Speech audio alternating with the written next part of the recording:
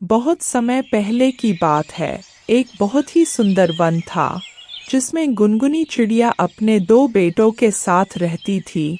उसी वन में सभी पक्षी अपने परिवार के साथ रहते थे।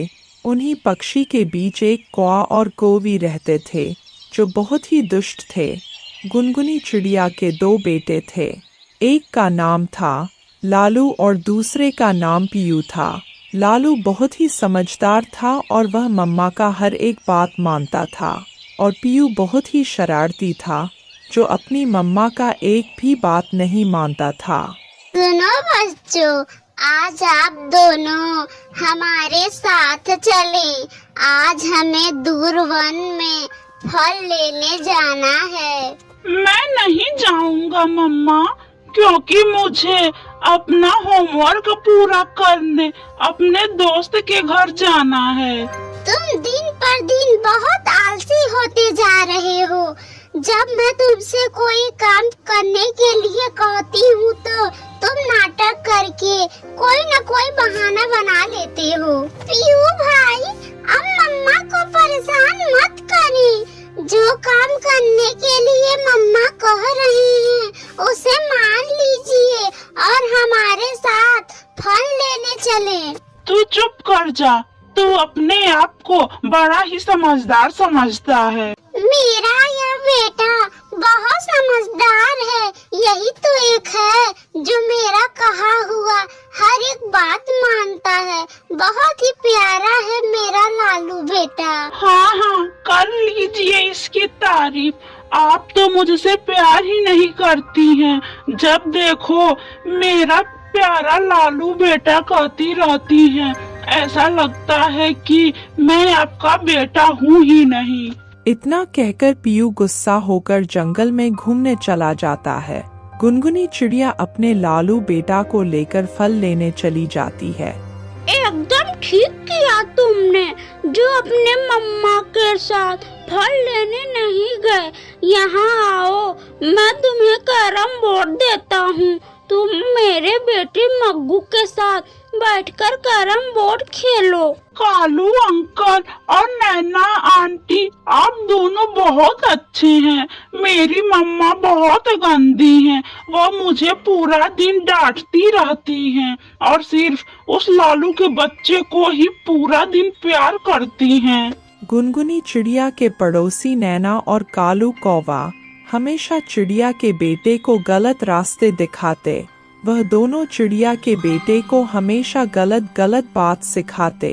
इसलिए तो मम्मा चिड़िया अपने दोनों बच्चों को अपने पड़ोसी कालू और नैना के घर जाने से हमेशा मना करती थी। लालू बेटा, पीयू तो मेरा बात ही नहीं मानता है, लेकिन आप तो समझदार हैं। आप उस नैना और कालू कौवे के घर मत जाना। वो दोनों खुद भी बुरे हैं और दूसरे को भी बुरी बात ही सिखाते हैं। गुनगुनी चिड़िया और उसका बेटा फल लेकर अपने घर आ जाते हैं। देखो लालू बेटा, पीयू अभी तक घर नहीं आया। मम्मा, आप चिंता ना करें, पीयू जरूर कालू अंकल के घर होगा। मैं अभी उसे लेकर आता हूँ। लालू अपने शरारती भाई को बुलाने के लिए कालू अंकल के घर जाता है। कालू कौवा और नैना कौवी लालू को दरवाजे पर ही रोक लेते हैं। रुको लालू, पीयू यहाँ नहीं आया है। हाँ लालू बेटा, ये सही कह रहे हैं। कालू अंकल और नैना आंटी, मैं आते वक्त जंगले से अपने भाई को देख लिया हूँ। वो आपके घर में बैठकर कैरम बोर्ड खेल रहा है आपके बेटे के साथ। लालू इतना कहकर नैना के घर के अंदर चला जाता है। ओ महाराजा, तुम यहाँ आराम से बैठकर कैरम बोर्ड खेल रहे हो और वहाँ मम्मा तुम्हारे लिए परेशान हो रही है। झूठे, तुम और तुम्हारी मम्मा दोनों ही झूठे हो। मम्मा मुझसे प्यार ही नहीं करती। वो मेरे लिए कभी नहीं परेशान होती हैं। तुमने मम्मा को मेरे खिलाफ उनका कान भर दिया होगा। पीयू, तुम्हारा ये भाई बहुत चालाक है। पूरा दिन तुम्हारी मम्मा को तुम्हारे खिलाफ उनका कान भरता रहता है। तुम्हें मम्मा बुलाई है, चलो मेरे साथ, अब घर चलो। मैं अभी घर नहीं आऊंगा, तुम जाओ, मैं इस खेल को पूरा खेल के ही घर आऊंगा। अपने भाई से इस तरह का बात सुनकर लालू घर चला जाता है। मम्मा, मम्मा, वो नहीं मान रहा है। मैंने उसे बहुत समझाया, मगर आजकल वो कालू अंकल और नैना आंटी का बेटा बना हुआ है। आने दो उसे, आज तो मैं उसे अच्छे से समझाऊंगी। थोड़ी देर बाद पीयू घर आ जाता है, लेकिन गुनगुनी चिड़िया उसे कुछ नहीं बोलती है। किचन में फल रखा है, उसे खा लो। मेरे लिए सड़ा हुआ फल रखा होगा और लालू ने सभी अच्छे फल खा लिए होंगे। चुपचाप फल खा लो और सो जाओ। हम पहले से ही बहुत थके हुए हैं, हमें आराम करने दो। सभी सो जाते हैं। आधी रात हो जाती है और बाहर तेज तूफान और बारिश होती है। बादल के गरजने से और बिजली चमकने से जंगल के सभी पक्षी डर जाते हैं। पीयू की नींद भी खुल जाती है। पीयू के सर में बहुत तेज दर्द हो रहा था। कुछ देर तक वह चुप रहता है, मगर तब वह अपने मम्मा से कहता है, मम्मा, मम्मा, मेरे सिर में बहुत तेज दर्द हो रहा है, मुझे नींद नहीं आ रहा है। ऐसा कहते हुए पीयू रोने लगता है। लालू, लालू बेटा उठो, देखो भाई के सिर में दर्द है।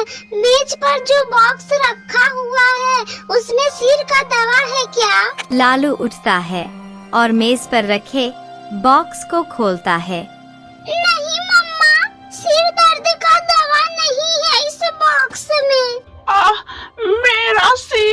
मेरे सिर में बहुत तेज दर्द हो रहा है, जैसे लग रहा है मेरा सिर अभी फट जाएगा। मम्मा, मम्मा, आप कुछ करो ना, नहीं तो मैं मर जाऊंगा। गुनगुनी चिड़िया जंगले से बाहर देखती है। बाहर तेज बारिश और आंधी चल रही थी। लालू बेटा, आप घर का ख्याल रखना। मम्मा चिड़िया अपने लालू बेटे से इतना कहकर पीयू को अपने पीठ पर बैठाकर घर से बाहर तेज आंधी तूफान में निकलती है। मम्मा चिड़िया कालू कौवा के घर जाती है और दरवाजा खटखटाती है।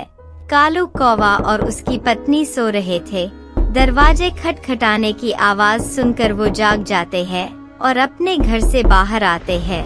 चिड़िया, तुम इस समय क्या हुआ और ये पीयू किस तरह हुआ है? नैना, मेरे पीयू बेटे के सिर में बहुत तेज दर्द हो रहा है। मैं चिल डॉक्टर के पास दवा लेने जा रही हूँ। क्या तुम थोड़ी देर के लिए ये लंप मुझे दे सकती हो? क्या कहा तुमने? मैं तुम्हें ये लंप दे दूं और फिर मैं अंधेरे में सो जाऊं? मुझे अंधेरे में नींद नहीं आती। अभी मैं कुछ देर में वापस आ जाऊंगी। कृपया करके हमें लंप दे दो। मेरे बेटे पर तरस खाओ नैना। पीयू की मम्मा नैना कौवे और कालू कौवे से प्रार्थना कर रही थी और पीयू सब कुछ सुन रहा था, मगर नैना कौवी बोलती है, मरता है तो मरे, मैं क्या करूं? यह मेरा बेटा थोड़ी ना है। मेरा यह लंप मेरी माँ ने मुझे बड़े प्यार से दिया था और कहा था कि इस लंप को किसी को मत देना। ऐसा कहकर नैना कौवी और कालू कौवा घर के अंदर चले जाते हैं और दरवाजा बंद कर लेते हैं। मम्मा, मम्मा, अब हम कैसे जाएंगे? नैना आंटी और कालू अंकल ने हमें लंप देने से साफ मना कर दिया। पीयू बेटा, एक माँ को किसी हद तक जाना पड़े तो वह जाएगी, लेकिन अपने बच्चों को वह दर्द में नहीं देख सकती। गुनगुनी चिड़िया अपने बेटे को लिए अंधेरे में जाती है। एक बार तेज आंधी उसे पीछे धकेल देती है। मगर चिड़िया पूरा जोर लगा के फिर सीधे रास्ते पर जाती है। मम्मा चिड़िया तेज बारिश और तूफान का सामना करते हुए उड़े जा रही थी। पीठ पर बैठा पीयू अपने मम्मा को देख रहा था। उसके आँख में आंसू आ जाते हैं। कुछ आंसू दर्द के थे और कुछ आंसू अपने मम्मा को ऐसे मुसीबत में उड़ते हुए देखकर थे। गुनगुनी चिड़िया चिल के घर पहुंच जाती है। चील भाई, दरवाजा खोले, मेरे बेटे के सिर में बहुत तेज दर्द है। चील जल्दी से दरवाजा खोलता है और गुनगुनी चिड़िया को अपने घर के अंदर ले जाता है। मेरे पास दवा तो है, मगर इसे सर में लगाने से पहले इसमें एक बर्फ का टुकड़ा मिलाना होगा। मेरे पास इस समय बर्फ नहीं है। चील भाई, मुझ पर तरस खाए, मेरे बेटे को कुछ देर के लिए अपने घर में रख ले। मैं जा रही हूँ बर्फ की पहाड़ी पर बर्फ का टुकड़ा लाने। चील मान जाता है और मम्मा चिड़िया पहाड़ी पर बर्फ का टुकड़ा लेने जाती है। ठंड होने के कारण मम्मा चिड़िया कांपने लगती है, मगर गुनगुनी चिड़िया ठंड का परवाह नहीं करती है। वह बर्फ का टुकड़ा लेकर चील के घर वापस आती है। अरे चिड़िया, तुम्हें तो ठंड लग गई है। मैं ठीक हूँ चील भाई, बस बर्फ के कारण ठंड लग गया है। मम्मा चिड़िया जितनी मुसीबत से आई थी उतने ही मुसीबत से पीयू को लेकर घर वापस जाती है। लालू भी अभी तक जाग रहा था, अपने भाई और मम्मा का इंतजार कर रहा था। घर जाकर गुनगुनी चिड़िया बर्फ में से थोड़ा बर्फ का टुकड़ा चील डॉक्टर की दी हुई दवा में मिलाकर पीयू के सर पर लगा देती है। सर में दवा लगने से थोड़ी देर बाद पीयू का सर ठीक हो जाता है। मम्मा, मेरा सर ठीक हो गया और आप दोनों भी सो जाएं, रात बहुत हो गई है। सुबह हो जाती है, मगर गुनगुनी चिड़िया अभी तक सोकर उठी नहीं थी। लालू और पीयू सोकर उठ जाते हैं। लालू भाई, मम्मा को आप जगा दें, सुबह हो गई है। अरे बेवकूफ, जाओ तुम मम्मा को जगा दो, मम्मा कुछ नहीं कहेंगी। जाकर मम्मा को जगाकर उनसे बात कर लो। पीयू डरते हुए अपनी मम्मा को जगाता है। मम्मा, मुझे माफ कर दे, मुझसे गलती हो गई, प्लीज मम्मा मुझे माफ कर दे। मम्मा चिड़िया भी नींद से उठ जाती है। क्या हुआ पीयू बेटा, कहीं फिर से तो नहीं आपके सर में दर्द होने लगा? पीयू फूट फूट कर रोने लगता है। उसको अपनी गलती का एहसास हो गया था। सब झूठे हैं, सब रिश्ते नाते झूठे हैं, कोई किसी का नहीं है यहाँ पर सिवाय मम्मा और पापा के। मम्मा मुझे माफ कर दे। रात जो मैंने देखा सुना वो कोई और नहीं कर सकता। आपने मेरे खातिर बर्फीले पहाड़ी पर गई और आंधी तूफान का सामना किया, मगर मैंने आपकी कभी कदर नहीं की। मुझे यह महसूस हो गया है कि मम्मा और पापा की जगह कोई नहीं ले सकता। गुनगुनी चिड़िया पीयू को सीने से लगा लेती है और उसी दिन से पीयू सही रास्ते पर चलने लगता है और हमेशा अपनी मम्मा के साथ रहता है। उसके बाद सभी लोग खुशी खुशी रहने लगते हैं।